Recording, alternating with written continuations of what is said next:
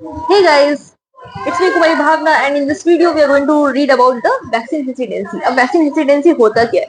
Vaccine hesitancy is the delay in acceptance or refusal of vaccination despite availability of vaccination services. मतलब vaccination services available है फिर भी हम vaccine नहीं ले रहे हैं या फिर वैक्सीन लेने से रिफ्यूज कर रहे हैं.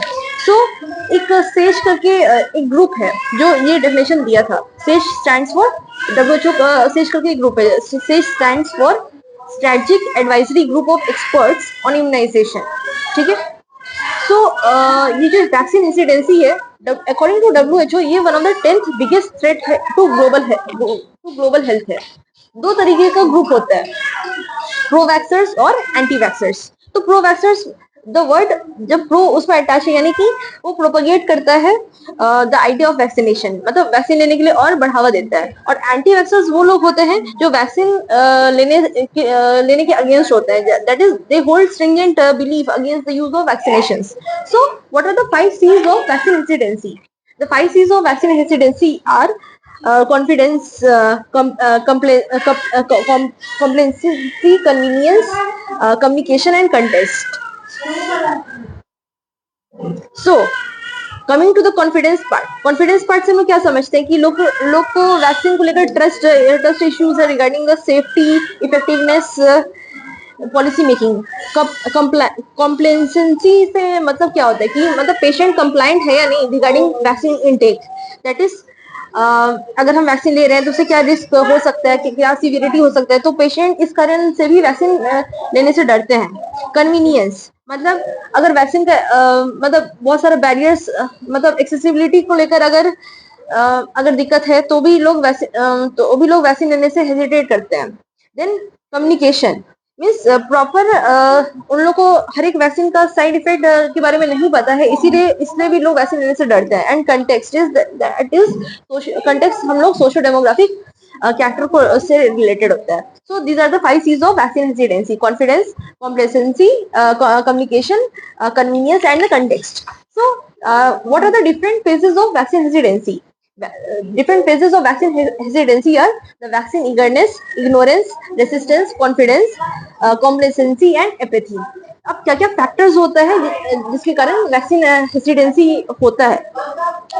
Due to lack of effective communication, local cultural beliefs, lack of trust in the vaccine manufacturing company के कारण, religious belief के कारण, जैसे कि कुछ vaccines एनिमल डिराइव्ड जिलेटिन से बनता है एंड ह्यूमन फीटस टिश्यू से बनता है, तो लोग इसलिए भी वैक्सीन नहीं लेते हैं. वैक्सीनेशन होने के बाद भी वैक्सीन नहीं लेते हैं.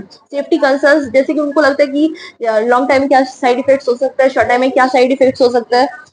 Lack of political will and commitment.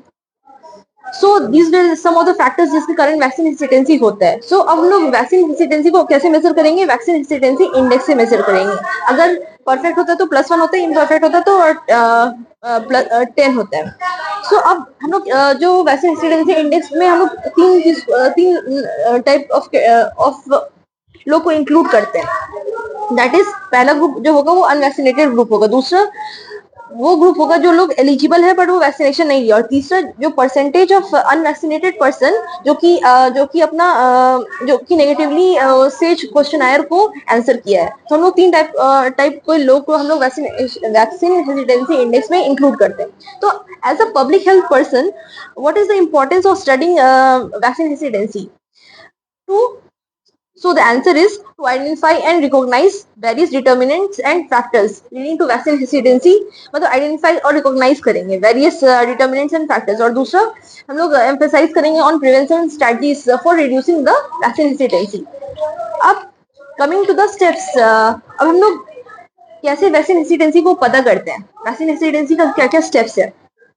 It is similar to as the steps included in the investigation of an epidemic. So हम लोग पहले आइडेंटिफाई एंड वेरीफाई करेंगे कहाँ पे वैक्सीन इंसिडेंसी हो रहा है. दूसरा कंफर्म करेंगे एग्जिस्टेंस ऑफ एपिडेमिक.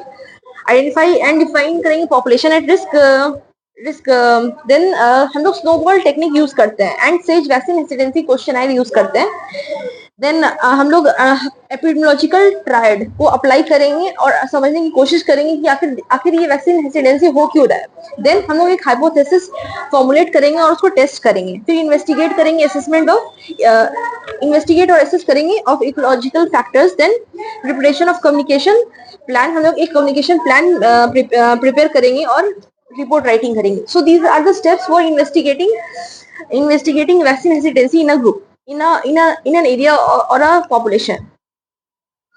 देन अब हम लोग वैक्सीन हेसिटेंसी को कैसे एलिमिनेट कर सकते हैं, इसके लिए हम लोग को रेगुलर मॉनिटरिंग करना होगा to identify the left out and the missed out vaccines. Then एक क्लियरली कम्युनिकेशन करेंगे regarding their potential side effects of the specific vaccines. Then extensive clinical trial, जैसे कि हम अभी पता है कि क्लियरली कम्युनिकेट करेंगे साइड इफेक्ट के बारे में। जैसे कि अगर कोई बच्चा हमारे पास पेंटावेलेंट का वैक्सीन लेने आता है तो हम लोग उसको समझाते हैं कि हो सकता है कि आपको बुखार आ सकता है, तो आप घबराइएगा मत। अगर बुखार आएगा तो आप हम लोग मेडिकेशन लिखकर देते हैं, अगर बुखार आएगा तब आप ये मेडिकेशन लीजिएगा। तो so we clearly communicate the people about the specific side effects of the vaccines. Then extensive clinical trials से हम लोग एलिमिनेट कर सकते हैं वैक्सीन हेसिटेंसी। जैसे कि कोविड-19 का जब वैक्सीनेशन इंडिया में जब होने वाला था, तब उससे पहले एक क्लिनिकल ट्रायल किया गया था, तभी उसको सबको दिया गया था। सो एक एक्सटेंसिव क्लिनिकल ट्रायल किया जाता है। Then generating awareness regarding the importance of vaccination and herd immunity, हम लोग अवेयरनेस जनरेट करेंगे लोगों के बीच regarding the importance of vaccination and herd immunity के बारे में, सो दैट ये वैक्सीन हेसिटेंसी एलिमिनेट हो सके। देन हम लोग कम्युनिटी पार्टिसिपेशन को और बढ़ाएंगे for the immunization coverage. Then हम लोग आशा दीदी, ENM और मेडिकल सोशल वर्कर को एजुकेट करेंगे रिगार्डिंग वैक्सीन हेसिटेंसी एंड उनके हेल्प से भी हम लोग अवेयरनेस जनरेट कर सकते हैं। That's all, thank you.